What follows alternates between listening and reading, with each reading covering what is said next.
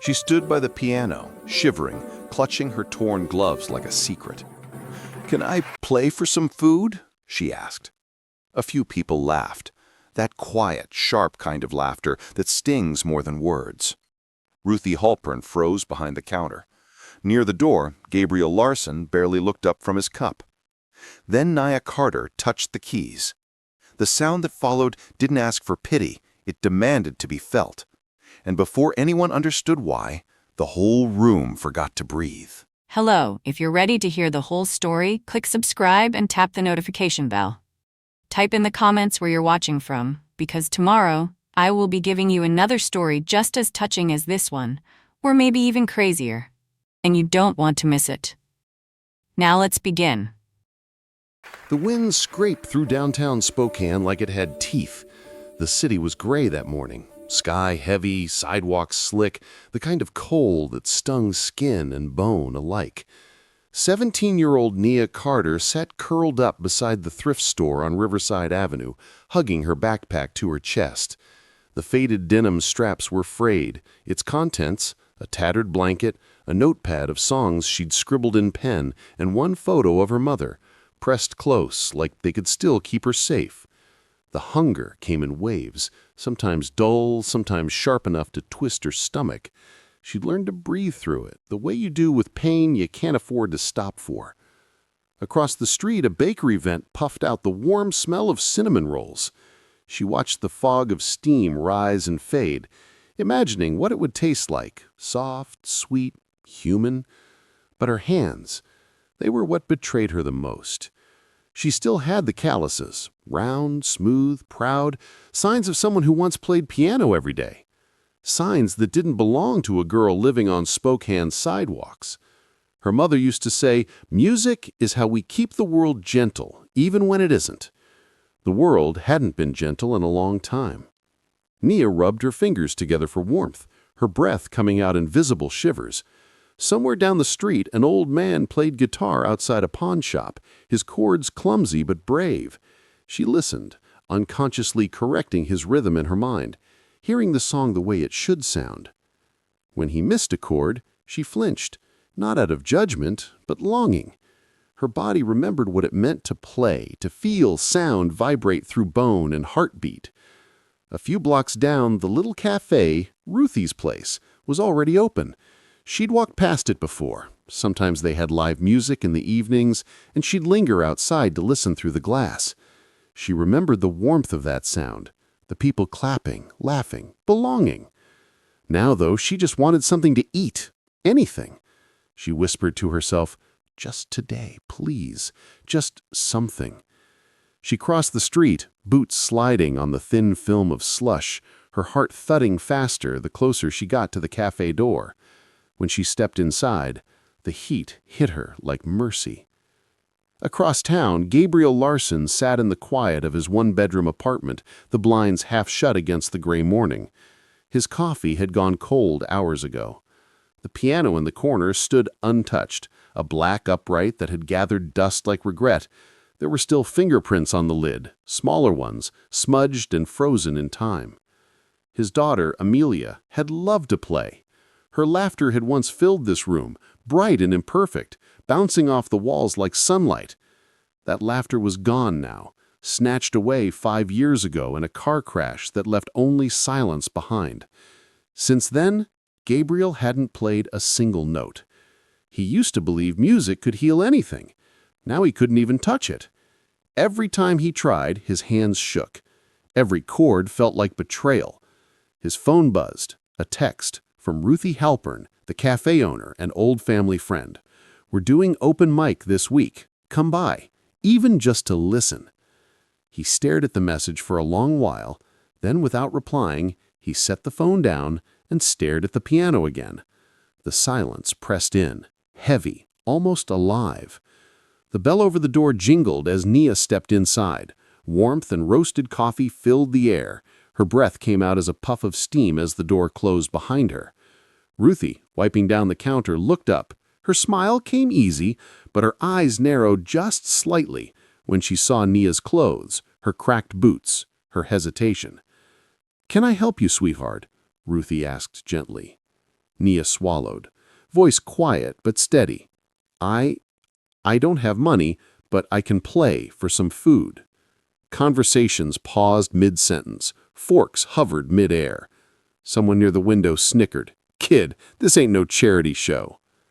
The laughter rippled, soft, cruel, nervous. Ruthie hesitated.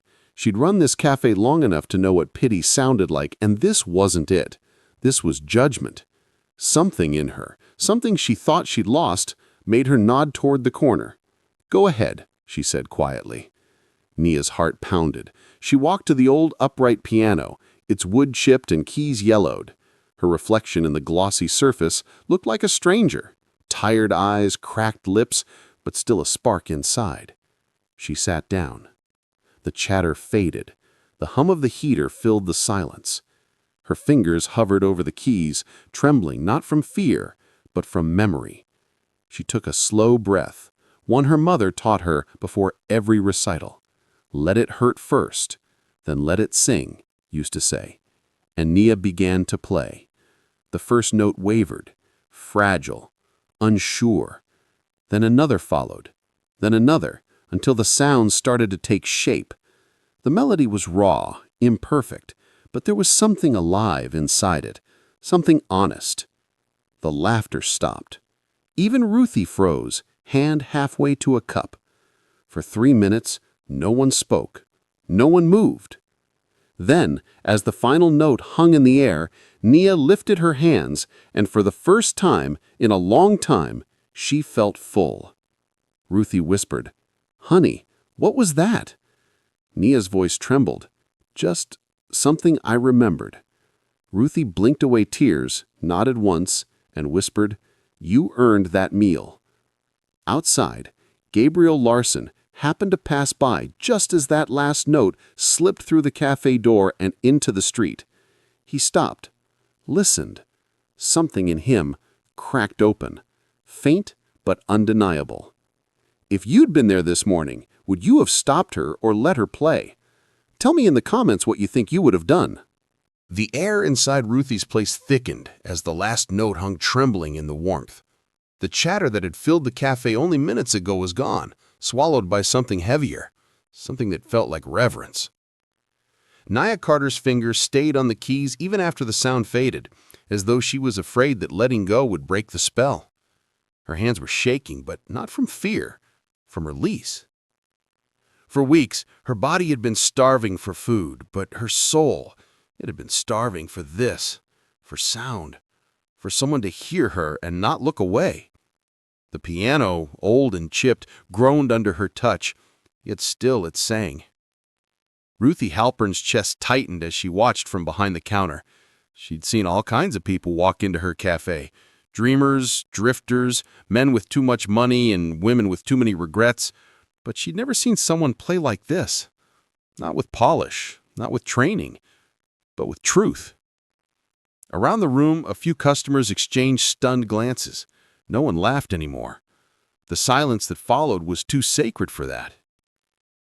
Nia slowly rose from the piano bench, her knees unsteady. She didn't know whether to speak or run. Her pulse thundered in her ears. She whispered, almost apologetically, "I'm sorry if that was too long." Ruthie blinked, her eyes glassy. "Too long?" Her voice cracked. "Honey, I wish it never ended." She turned, hurried behind the counter, and came back with a bowl of soup and a sandwich, steam curled upward, fragrant and real. She set it in front of Nia like an offering. "Eat, sweetheart." Nia stared at it, disbelief softening her face. Her throat tightened. "Thank you." "You earned it," Ruthie said softly. "Don't let anyone tell you otherwise." But before Nia could lift the spoon, a man at the back muttered, "Yeah, play a sad song and everyone forgets what they're looking at." The words hit like ice water. Ruthie glared at him. "You can leave, Leonard." The man looked away, embarrassed. The door chimed as he slipped out into the cold, and the cafe returned to quiet. Nia took her first bite slowly, as if it were her last. Every flavor, bread, broth, salt, felt almost unreal. Near the door, a man she hadn't noticed before lingered, holding a half-empty coffee cup. Gabriel Larsen. He'd stopped on instinct, something in the melody having reached him even before he stepped inside. But now, standing just inside the doorway, he couldn't move. He'd been walking by on his way to nowhere, lost in the same gray haze that had filled every day since Amelia's death. But that sound, raw, untrained, honest, had cut through it. He didn't recognize the song, not exactly, but there was something in the phrasing, in the ache of each note that pressed against his ribs like a memory. Nia noticed him watching. Her body tensed. She was used to that look, the one people gave when they were deciding what kind of story to make out of her. But Gabriel's expression wasn't pity. It was confusion, recognition. He set his cup down and approached the piano. "You wrote that?" She shook her head. "I just play what I feel."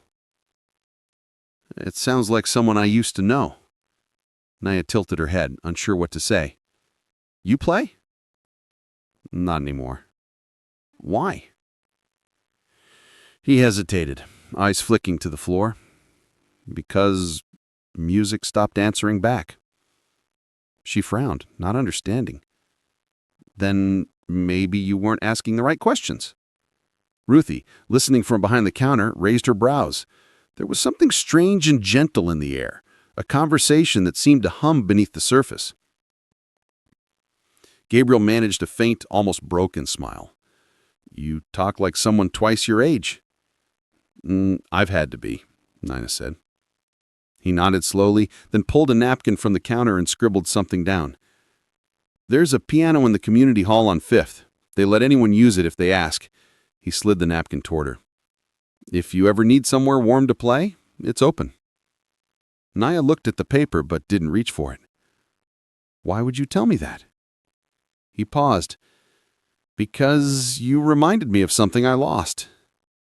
She stared at him for a long moment, trying to decide if he meant it. Finally, she folded the napkin and tucked it into her pocket. When she looked up again, he was already gone. Ruthie came over, resting a hand on Nia's shoulder. "Don't mind him. Gabriel's a good man, just quiet. Been through a lot." Nia nodded, unsure why her chest felt heavy all of a sudden. Outside, snow had begun to fall again, soft, steady, endless. She pulled her coat tighter, stepped back into the cold, and disappeared down the street. Inside, the piano sat silent once more. But something invisible hung in the air, the echo of a song that had reached places words never could. Have you ever heard something? A song, a voice, a few simple words that stopped you where you stood?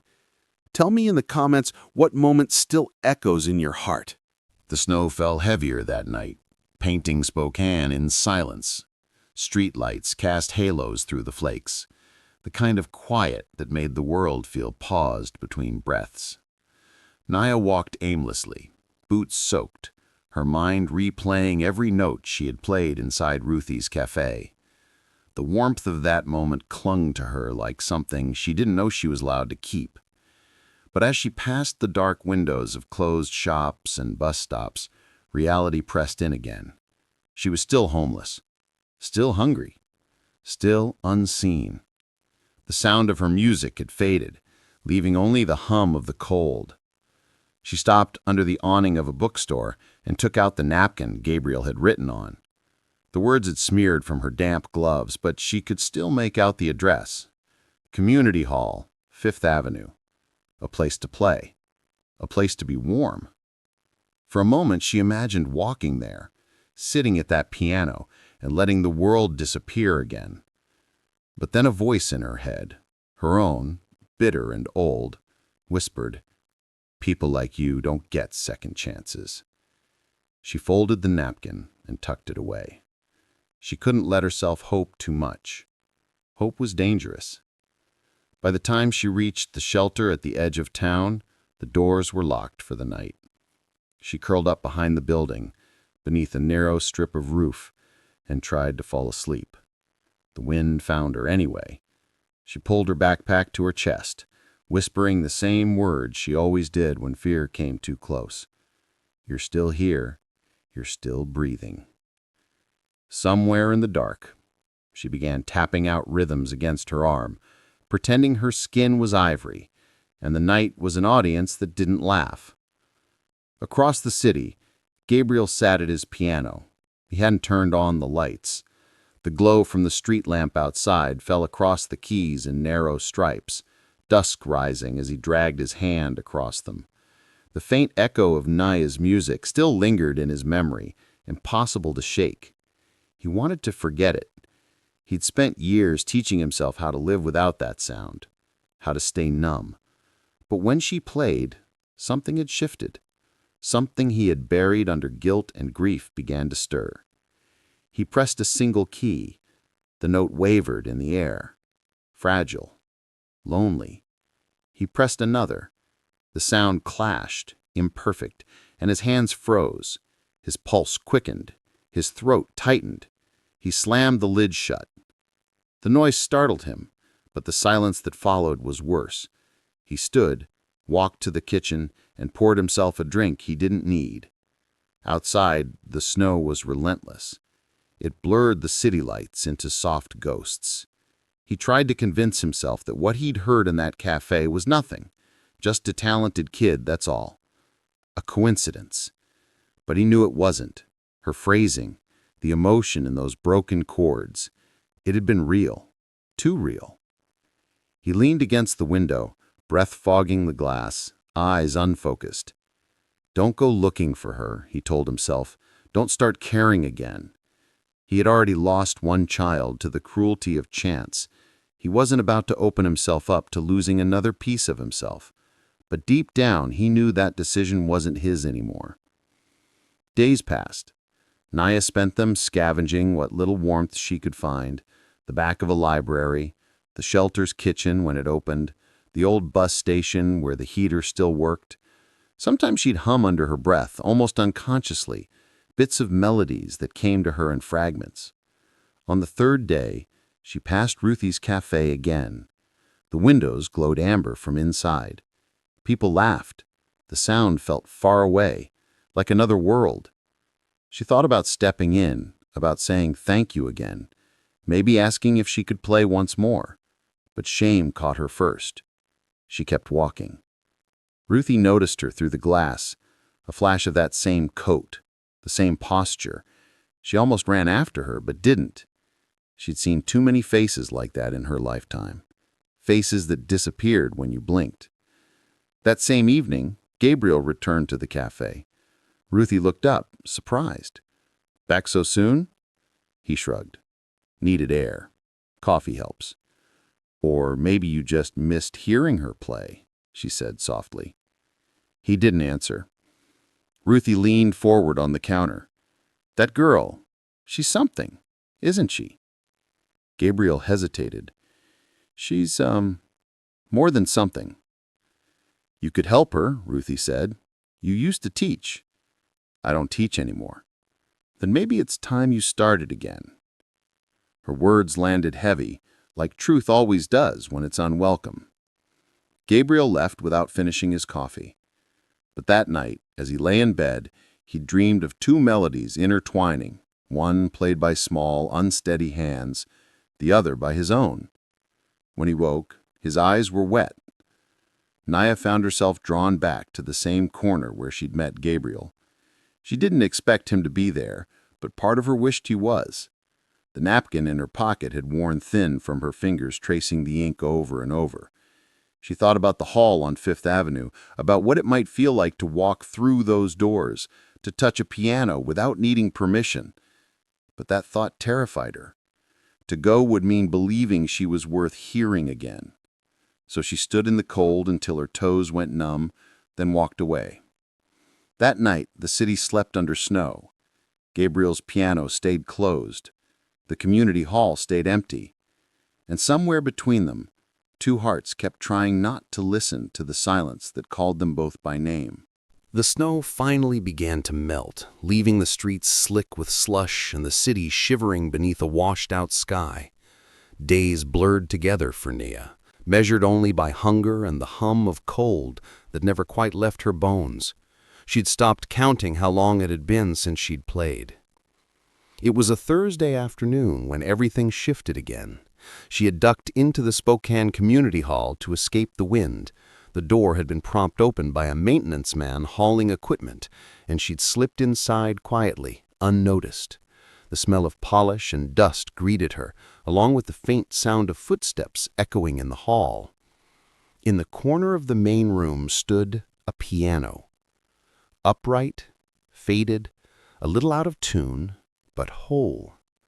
She froze. It felt like seeing an old friend you'd been afraid to look in the eye. Her fingers trembled as she reached toward it, half expecting someone to stop her. But the only sound was the soft creak of the bench as she sat. The first touch of the keys sent a rush through her chest, a pulse of something alive. She played softly at first, barely pressing down, then louder. Her rhythm stumbled, then steadied. Each note carried fragments of every night she'd survived, every cold morning, every ache she'd swallowed. She didn't know that Gabriel Larsen was in the next room. He'd come to the hall that morning to meet the director about scheduling a small community recital, something he'd promised a student he would organize before she passed. He wasn't sure why he still followed through with promises like that. Maybe it made him feel less like a ghost. When the sound drifted through the wall, he froze mid-sentence. It wasn't just the melody, it was the way it was played, the breath between notes, the ache underneath. The director was still talking, but Gabriel wasn't listening anymore. He mumbled something about needing a moment and followed the sound down the corridor. When he reached the doorway, he stopped. There she was again, the girl from the café. Nia hadn't noticed him. Her eyes were closed. The sunlight from the tall windows fell across her hair, highlighting strands of gold and ash. The song she played wasn't one he recognized, but it carried a strange, beautiful sadness, something that reached right into him and refused to let go. He stepped forward quietly, afraid of breaking whatever magic she'd conjured. When the music faded, she finally opened her eyes and saw him standing there. She startled, fingers slipping from the keys. I didn't mean to. I just needed to get warm," she stammered. Gabriel held up a hand. "You don't have to explain. You can play here any time." Her brow furrowed, suspicious. "You don't even know me." He nodded slowly. "Maybe not, but I know that sound." She studied him for a long moment, unsure whether to believe him. Then she looked down. "Most people hear noise. You hear sound." "That's because most people forget how to listen," he said softly. For a while, neither spoke. The silence between them wasn't uncomfortable. It was fragile, like glass. Finally, Nia stood, clutching her backpack. "I should go." "Wait," Gabriel said. "You're shaking." She looked at her hands, embarrassed. "It's nothing." "Have you eaten?" Her jaw tightened. "I'm fine." He didn't press. He walked to the piano and placed his wallet on the lid. "There's a diner 2 blocks down. Tell them Gabriel sent you. They'll know what to do." Nia stared at the wallet but didn't touch it. "You think I'm just going to take your money?" He shook his head. "I think you're hungry." Something in his voice, steady, gentle, unpitying, disarmed her. She took the cash hesitantly, as if it might disappear. "I'll pay you back," she whispered. "You already have," he said. "You made me remember what music feels like." Her eyes lifted to his face then, searching for mockery, but found none. When she left, Gabriel sat at the piano, running a hand along the worn edge of the keys. He hadn't realized until now how much of his life had been spent trying not to feel. Nia had undone that in a matter of minutes. Later that evening, Ruthie closed up her café, humming an unfamiliar tune. It took her a moment to realize where she'd heard it. Nia's song. She smiled, turning the sign to closed. Something told her the girl's story wasn't finished yet. Meanwhile, at the diner on 5th, Nia sat in a booth near the window, the plate before her steaming. She ate slowly, half in disbelief. Through the glass, she could see the lights of the community hall, glowing against the snow, faint and steady. For the first time in a long time, the night didn't feel like an ending.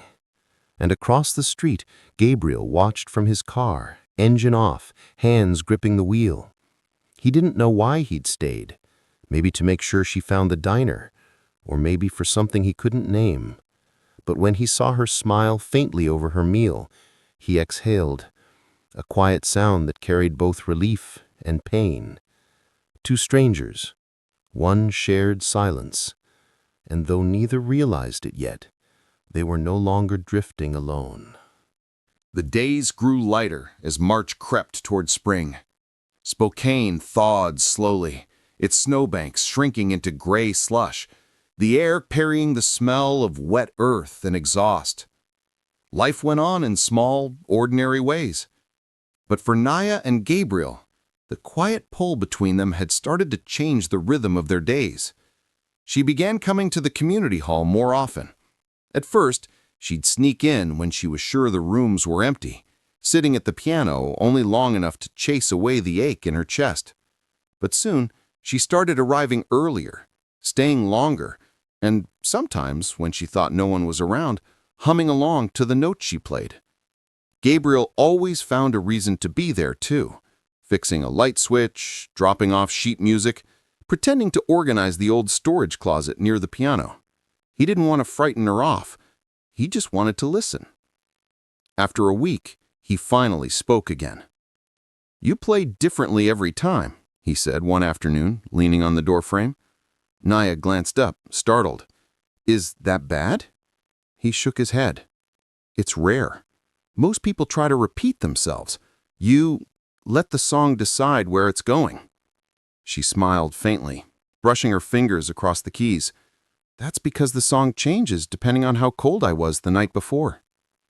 Her honesty caught him off guard. "You still don't have a place?" She shrugged. "Sometimes. Shelters fill up. Sometimes they don't let you in if you're late." He hesitated. "Do you have family?" Nia's hands stilled. Her voice lowered to a near whisper. "Had." He waited, not pushing. The silence filled the room again, heavier this time. "My mom used to sing. Not professionally, just around the house. She'd hum when she cooked. My dad built furniture. We didn't have much, but it felt like enough." Her voice cracked on the last word. Then, the fire happened. Gabriel's breath caught. She was asleep on the couch. Dad tried to go back for her. Neither made it out. I was at my friend's house. It doesn't feel like luck. He wanted to say something that would matter, but all he could manage was, "How old were you?" 12. He nodded, eyes clouded. "And after?" "After?" She laughed, but it wasn't a happy sound. "After was foster homes. Some good, some not. I ran when I was 15. Figured being alone couldn't hurt worse than pretending I was fine." He swallowed hard. "You've been on your own since then?" She met his gaze, unflinching. "Everyone's on their own. Some just admit it." Her words hit him deeper than he expected. He turned away, staring out the window. The memory he'd fought for years began to claw its way back. "My daughter was about your age when she died." Nia froze. "She played piano too, better than I ever did. She used to write these little melodies. Simple things, but full of heart. When she was 10, she said she wanted to compose music that made people remember what it felt like to be loved." His throat tightened. "One night she went out with her mother. There was an accident, a drunk driver." He paused. "They didn't come home." The room stayed still for a long time. Neither dared to look directly at the other. Finally, Nia whispered, "Is that why you stopped playing?" He nodded. Every note sounded like her. Her voice softened. "That's why you recognized my song." He blinked. "What do you mean?" "When I played at the café, I was trying to remember my mom's voice. But sometimes when I play, it doesn't feel like it's mine. It feels like I'm borrowing someone else's memory." Gabriel stared at her, and for a moment, it felt as though time folded in on itself, his past bleeding into her present, grief meeting grief, two wounds recognizing each other in silence. He spoke, barely audible. "Maybe some songs don't belong to one person. Maybe they just wait for someone else to carry them for a while." Her eyes glistened. "Then I'll carry yours." He smiled then, a small, unsteady curve of the lips, fragile but real. From that day on, they played together, not for anyone else, just for themselves. Gabriel brought old sheet music, pieces he'd written years ago but never finished. Nia added her own notes, shaping the melodies into something new. Slowly the air between them changed, not from comfort alone, but from understanding. Every time their music blended, it felt like forgiveness taking form, not spoken, but heard. Sometimes when they finished playing, they'd just sit there quietly. Nia would lean her head against the wall, eyes closed, and Gabriel would stare at the piano as if daring it to fade away again. He found himself looking forward to those afternoons more than he wanted to admit. It wasn't about teaching her anymore. It was about remembering how to breathe in the presence of something unbroken. But beneath the peace, both of them felt the same unspoken fear, that this fragile connection could vanish as easily as it had appeared. For Gabriel, it was the fear of losing again. For Nia, it was the fear of belonging somewhere she could never truly stay. The days began to find rhythm again. Each morning, light spilled through the tall windows of the community hall, soft and gold, brushing dust motes into the air like quiet confetti. Nia would slip in just after sunrise, her backpack slung over her shoulder, her fingers already twitching for the keys. Gabriel would arrive not long after, pretending he just happened to be nearby. But they both knew they were waiting for each other. She played while he brewed coffee on a small electric kettle in the back room, the smell of bitter roast weaving with the sound of piano chords. He never said it aloud, but the mornings had become his anchor, a reason to wake, to shave, to dress like a man who expected to face the world. For Nia, the hall had become something she hadn't known she was missing, a place that didn't ask her to earn her presence. The piano didn't care about her past or the dirt on her coat. It only cared that she played. Sometimes Gabriel would sit beside her, their shoulders almost touching, guiding her fingers when she stumbled through a difficult piece. His voice was steady, but never stern. "Don't rush the rests," he'd say. "Let the silence mean something."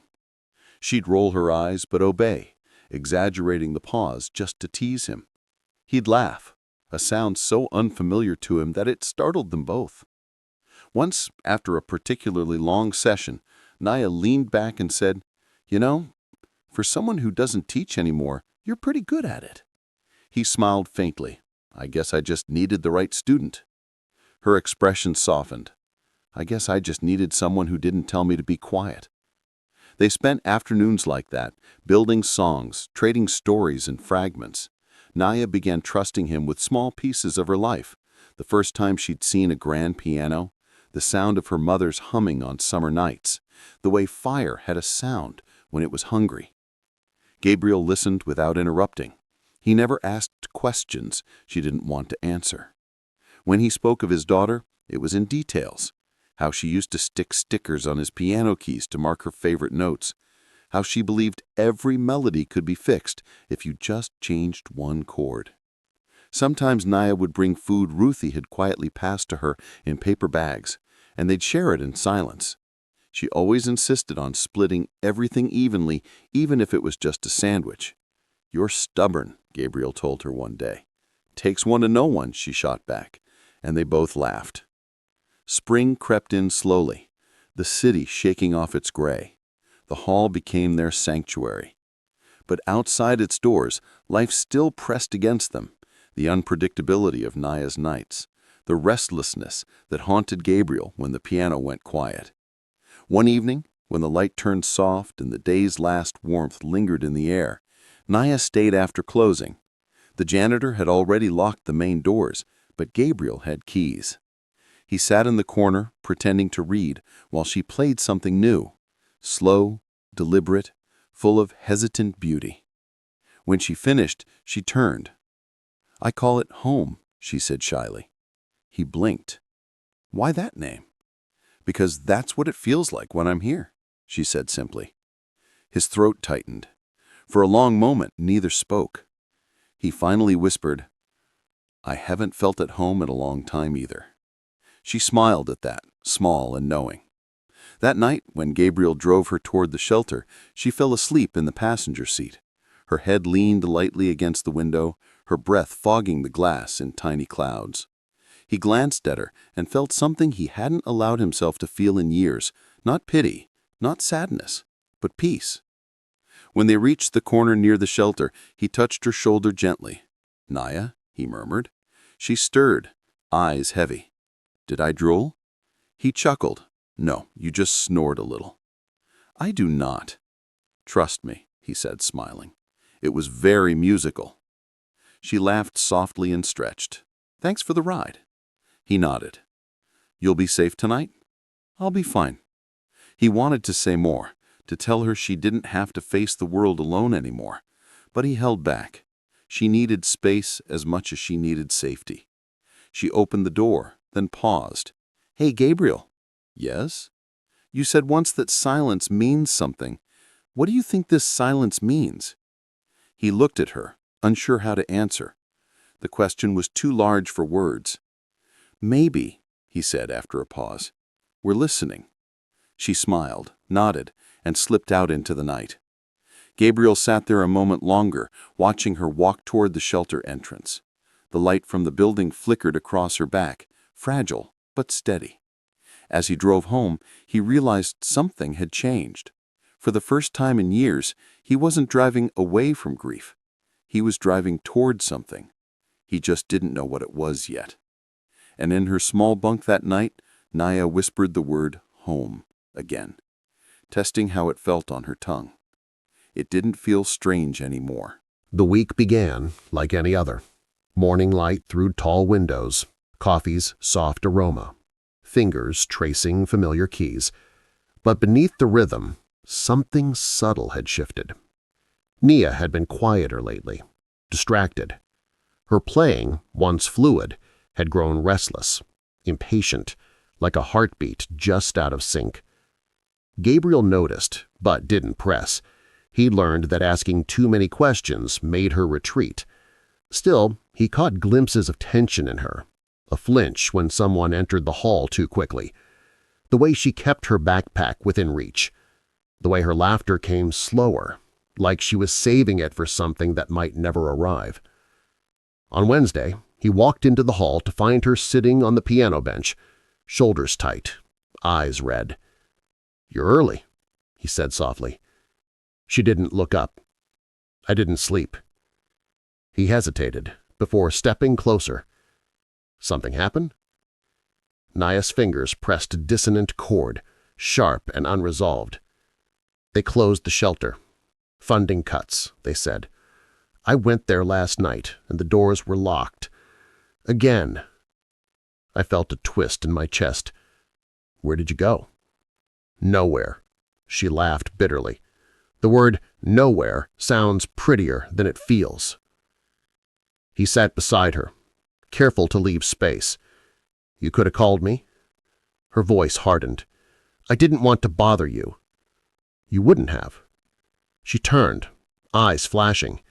"You say that like you know what it's like, needing someone and feeling like a burden just for existing." Gabriel opened his mouth, then stopped. He did know. That was the problem. He reached into his coat pocket and pulled out an envelope. "I've been meaning to give you this," he said, placing it on the piano. "It's a small grant. The community center gives them to young musicians. I put your name down." Her brow furrowed. "What you?" "It's nothing official yet," he explained. "They'll want to hear you play, maybe interview you. It could help." "Help?" Her voice rose, raw. "You think I need charity?"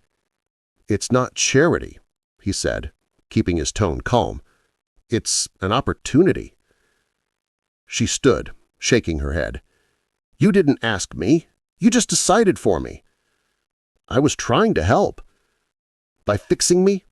By turning me into one of your projects?" The words hit him harder than he expected. He swallowed, searching for steady ground. "Mia, that's not fair." "Fair?" She laughed again, that same brittle sound. They carried more pain than humor.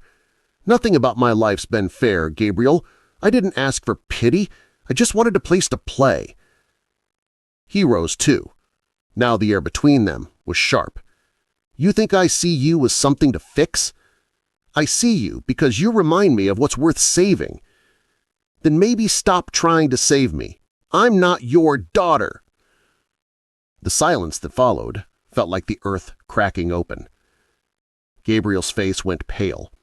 He opened his mouth, but no words came out. For a long moment, neither moved. Then Nia stepped back, trembling. "I didn't mean that," she whispered. But it was too late. The wound had already found its mark. Gabriel's voice, when it came, was low, fractured. "Maybe you're right. Maybe I was just fooling myself." She reached out as if to stop him, but he turned away, gathering his coat. "The piano's here for you," he said, without looking back. "You don't owe me anything." He left before she could speak again. The echo of the door closing lingered long after his footsteps faded. For a long time, Nia just stood there, staring at the empty doorway. Then she sat back down at the piano, pressing her hands against the keys, but nothing came out. Every note she tried sounded wrong, hollow, meaningless. The melody that once held her together now refused to speak. Outside, the wind had picked up again, scattering thin snow across the streets. Gabriel walked without direction, the sting of her words replaying in his mind. "I'm not your daughter." The phrase cut deep, because it was true, and yet somehow it wasn't. He ended up in front of the small memorial where his wife and daughter's names were carved in stone. He hadn't visited in months. His breath clouded in the cold air as he spoke under it. "I was trying to do something right this time. I didn't mean to lose her, too." At that same moment, Nia left the hall, clutching her backpack, the piano's silence chasing her down the street. The city felt different, colder, louder, more indifferent than she remembered. She kept walking until she found herself outside Ruthie's café. The smell of coffee drifted through the glass. For a moment, she thought about going in, about telling someone what she'd done. Instead, she kept walking. Back inside the cafe, Ruthie glanced up just in time to see her vanish into the snow. Something about that sight made her chest tighten.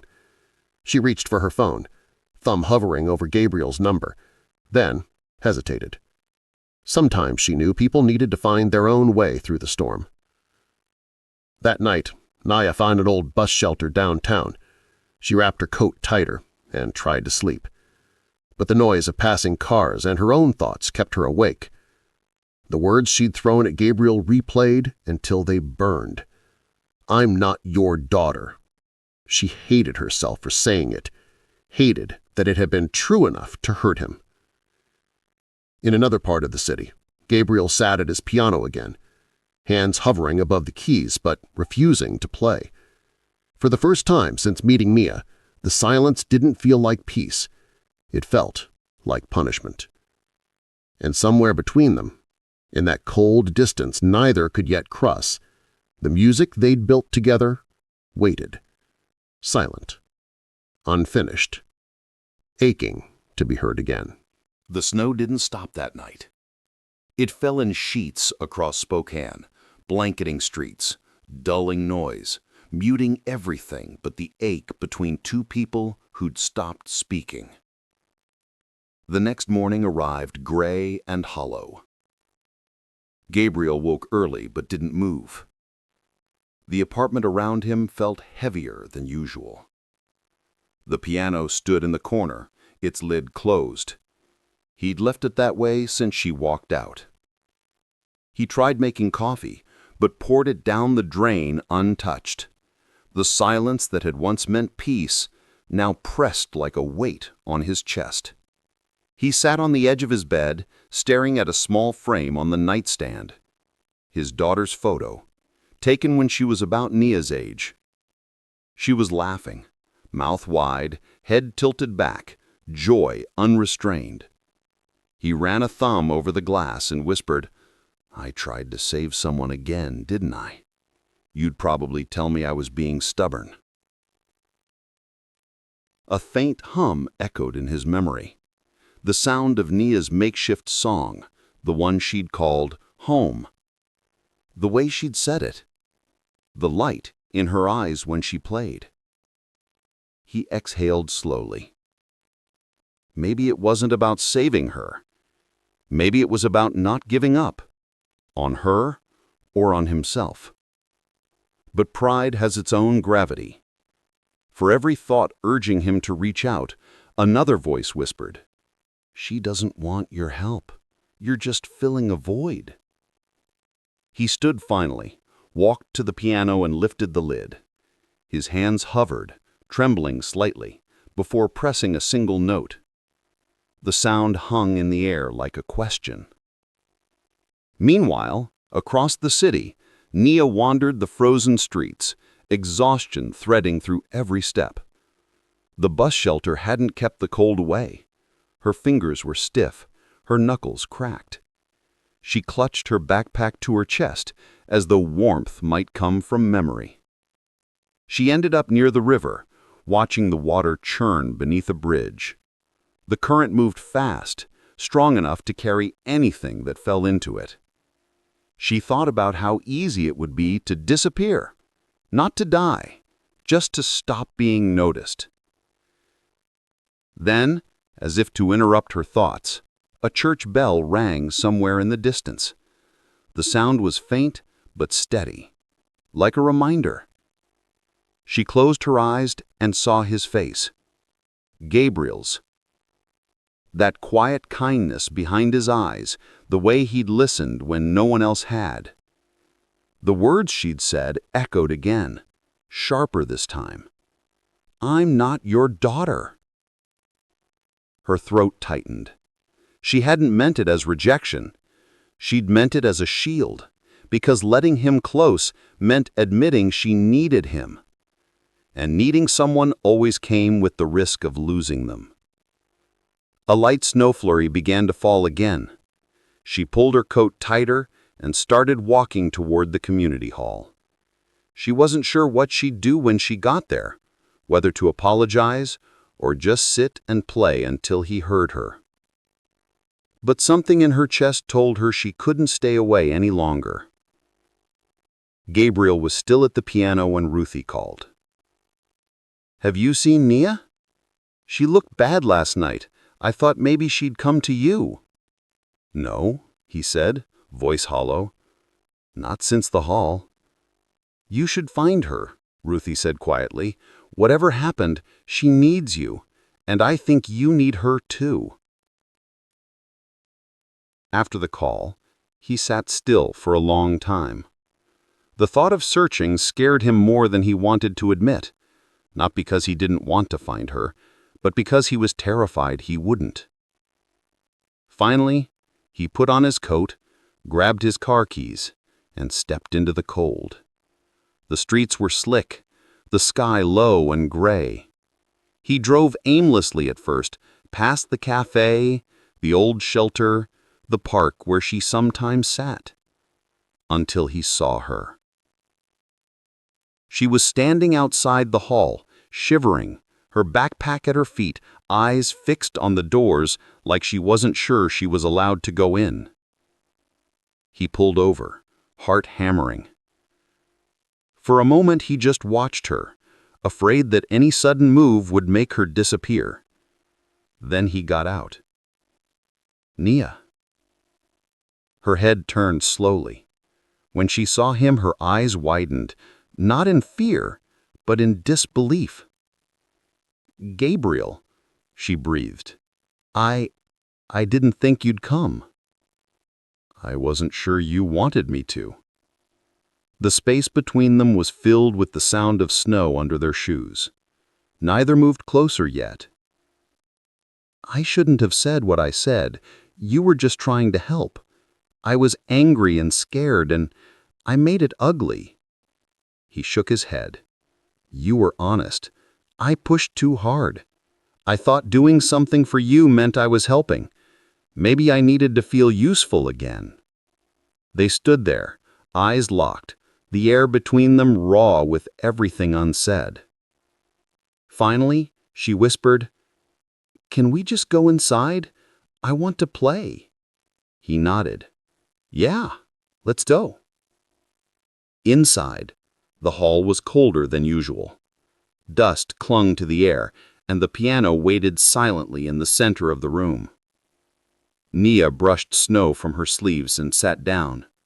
Her hands hovered above the keys, uncertain. "Do you remember the song you called Home?" he asked quietly. She nodded. "Play it," he said. "Not for me, for you." She began softly, fingers trembling at first, then steadying as the melody unfolded. The notes filled the room like forgiveness, hesitant at first, then stronger, warmer, fuller. Gabriel closed his eyes, letting the sound wash over him. When she reached the final note, she looked up, eyes glassy. "I don't want to run anymore," she whispered. He smiled faintly. "Then don't." She hesitated and then said, "I don't know what comes next." "Neither do I. But maybe we can find out together." For the first time in days, the silence that followed didn't hurt. It felt open, a space where something new could begin. Spring in Spokane carried a quiet kind of warmth, the kind that didn't announce itself with bright colors or loud birdsong, but with slow thawing and softer mornings. The snow finally melted from the rooftops, revealing the city beneath like something newly born. Inside the community hall, sunlight streamed through tall windows again. The piano gleamed faintly in the light, its surface newly polished. Gabriel had repaired its worn pedal, tuning each key until the instrument breathed again. Nia sat on the bench, posture relaxed, eyes calm. She'd changed in small but unmistakable ways. Cleaner clothes, steadier hands, the faint spark of belonging that no longer seemed foreign to her. She played every morning now, sometimes alone, sometimes with Gabriel sitting nearby, reading sheet music or fixing a loose wire on the stand. There were still moments of silence between them, but the silence no longer hurt. It was simply part of their rhythm, a shared language of pauses and glances and small smiles. The grant Gabriel had mentioned turned out to be real. After hearing her play, the foundation had offered her a scholarship, not out of pity, but in awe. She hadn't decided yet whether to accept it. She wanted to, but part of her was afraid to leave the safety she'd found here. One afternoon as she practiced, Gabriel said, "They called again today, the academy. They're holding your spot open." Nia looked up, hesitant. "I don't know if I'm ready." He smiled gently. "No one ever is, but that's what makes it worth doing." She stared at the keys for a long time. "What if I mess it up?" "Then you'll play it again." That's how music works. That's how life works, too. Her lips curved into a small smile. "You always have an answer, don't you?" He chuckled. "Only when I've already made the mistake myself." That evening, they performed together for the first time, a small recital at Ruthie's café. Ruthie had organized it quietly, spreading word around the neighborhood. When Nia walked in, her breath caught. The café was full, not with strangers, but with faces that had once looked away, people who had laughed that first day, now waiting to hear her play. She hesitated at the piano, glancing at Gabriel. He nodded once, silently telling her what she already knew. "You belong here." She began to play. The melody rose, gentle at first, then strong, the same song she'd called home. But now it sounded different. The room fell into absolute silence. People leaned forward, eyes shining, hearts caught between awe and regret. And in that sound, every cruel laugh, every cold night, every loss dissolved into something new, something whole. When she finished, there was a moment where no one moved. Then the applause came, loud, unguarded, real. Ruthie wiped her eyes behind the counter. Gabriel stayed seated, smiling faintly, watching her bow. Afterwards, Nia found him outside, leaning against his car under the evening sky. "I think I'll go," she said softly, "to the academy. I want to see where the music takes me." He nodded. "Good, you should." She hesitated. "But I'll come back. Spokane is still home." He looked at her for a long moment, eyes glistening. "It always will be." She stepped forward and hugged him. It wasn't a long embrace, but it carried everything words couldn't hold: gratitude, forgiveness, love, and the quiet understanding that some bonds don't need definitions to be real. When she pulled back, she grinned. "Don't let the piano get dusty while I'm gone." He laughed. "No promises." As she walked away, the setting sun cast her in a golden haze. Gabriel watched her go, the ache in his chest no longer sharp, but full, the kind that comes when something broken has finally mended. He turned back toward the hall, opened the doors, and sat at the piano once more. His fingers hovered above the keys before pressing the first note of home. This time, when the melody filled the air, it didn't belong to loss. It belonged to everything they'd found. What does home mean to you? Is it a place, a person, or a moment that makes you feel seen? Share your thoughts in the comments. I'd love to hear your answer. Thank you for watching this story to the end. If you loved this story, you will definitely love the next one. It's more intriguing than you can ever imagine. So go ahead and watch it now. Click on the image on your screen right away to watch the next one. And don't forget to subscribe to our channel. It helps and encourages us to share the best human interest stories you'd love.